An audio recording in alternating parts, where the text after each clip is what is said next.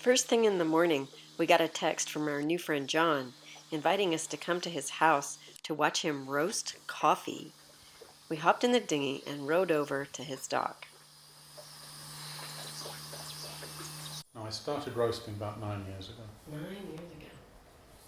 Just with a small roaster, and then I got a bigger one, and then I got a bigger one. You know, I've told customers not to drink so much of my coffee because I'm not a businessman. So Don't drink so much. This is very, Not because they're bouncing off the walls. Well, probably they are.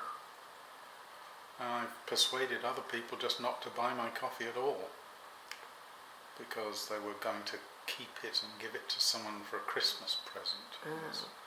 No, the whole objective is freshly roasted coffee. You can't keep it. And other people keeping it for a special occasion got told off. And that would ruin it. Well, it's... With milk the and special sugar. occasion is every day. I give out more coffee than I sell. I looked in my computer the other day, and this year I've given away 146 bags and sold 99. So far. Wow. So in no way am I a big producer of coffee. Are you breaking even? No. But you don't care. At the rate of loss, I could continue with this indefinitely.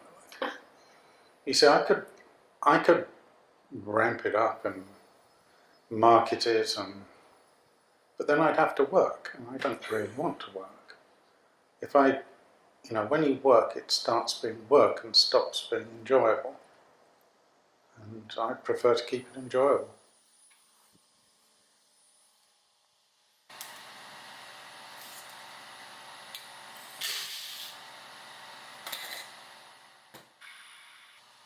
We arrived just in time to watch him dump the green coffee beans into the roaster. The temperatures are controlled very precisely.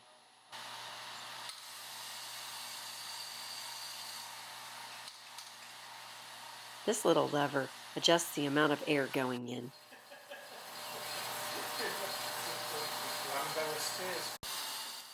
John keeps very detailed notes on each roast.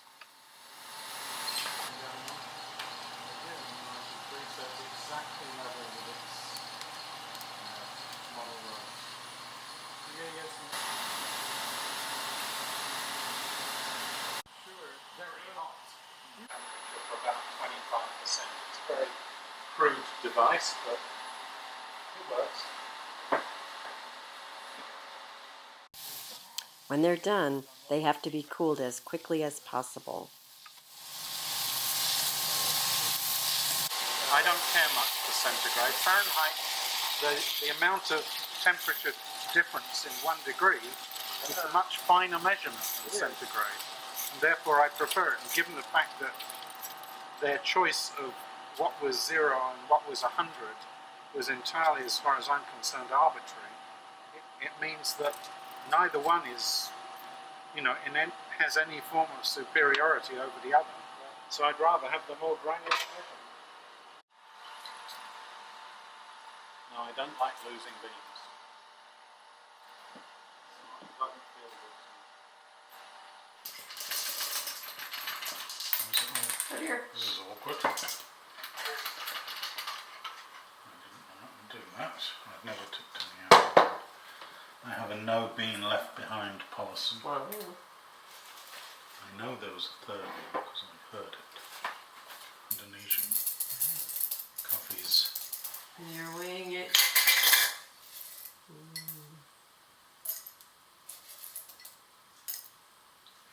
14 grams. That looks like a lot of coffee. It's a lot of work for 14 grams of coffee. Well, that didn't take you too long. No, that's because you weren't doing the work.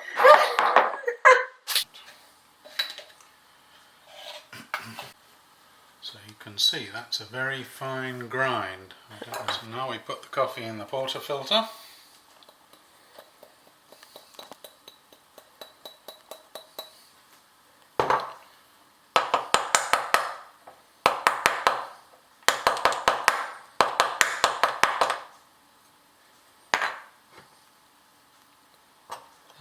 very expensive temper. So now it's passing through the filter and into the cup.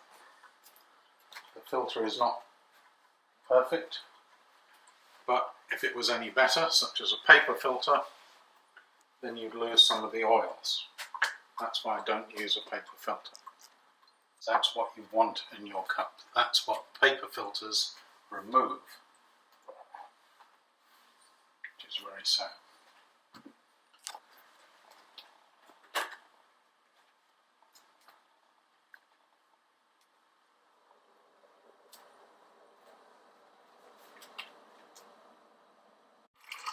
That thing in the measuring jug there is the main body of the espresso device.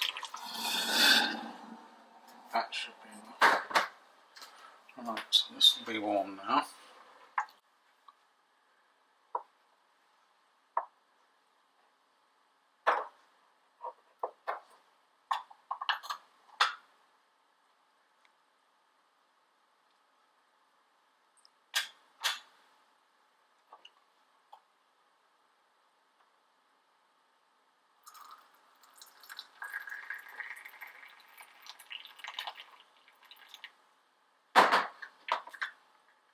Plunger in.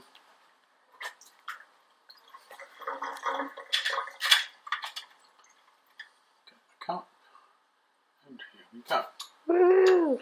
And this takes quite a lot of pressure, which is why the lever is so long, and I have to use a fair amount. If you look in the cup itself, you'll see the light brown sort of foam on the top. That's called crema.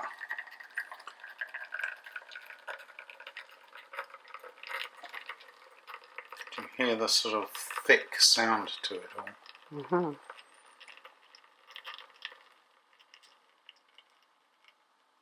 And there is an espresso. Like this is the Colombian that you were just drinking. Cool. You see all my bags are numbered because everything goes in the coffee taste box. Here's the Barley Blue Moon, that's wonderful. And if you look at the beans, you can see they're misshapen and not graded for size. If you look at those one, the Colombian one, look how even the beans are. And then you look at this and you see all the beans are like different colours there. So you can tell something from green beans. But you can't tell how they taste. You can just tell how they will roast. This is the Indonesian? This is the Barley Blue Moon. I have a lot of people loving that coffee. It's very difficult to get hold of at the moment, and I have to pay a lot of money for it, which is a shame. Smell that just came out of this box, by the way. So I only have 5 bags in here right now. Some of them are a little bit old. I think this is the oldest. There's a Barley Blue Moon. Oh, yeah. You have any more decaf? No. Got a decaf? So I'd strictly only roast decaf to order, because otherwise I have to roast a kilo. Coffee is a product of incredibly poor marketing, because people will think nothing about spending $20 on a bottle of wine that they will drink in an evening. But if you tell them to buy some really good coffee for $20 that's going to last them 2 weeks, they won't do it. And it's just a marketing thing. Somehow or another the price was set a long time ago. And the coffee business, that's why, coffee farmers are poor, and people who have vineyards are typically very wealthy. It's a damn shame. I could listen to John talk about coffee all day, but we don't want to get caught in an afternoon thunderstorm in the dinghy, so we head back to Pelican.